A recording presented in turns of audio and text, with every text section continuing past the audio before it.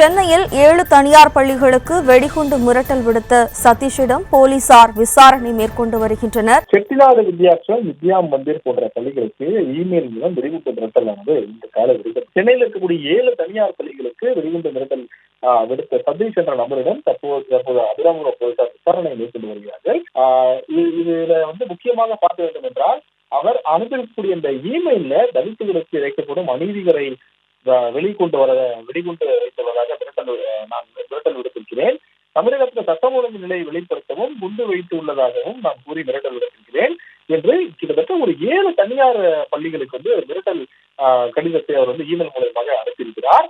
தொடர்ந்து சதீஷை தகவல் போலீசார் இந்த மெயில் எங்கிருந்து வந்தது அந்த ஐபி அட்ரஸ் கொடுத்து அதன் பிறகு சதீஷ் என்ற நபரை கொடுத்து தற்போது அபிராமபுரம் போலீசார் விசாரணை மேற்கொண்டு வருகிறார்கள்.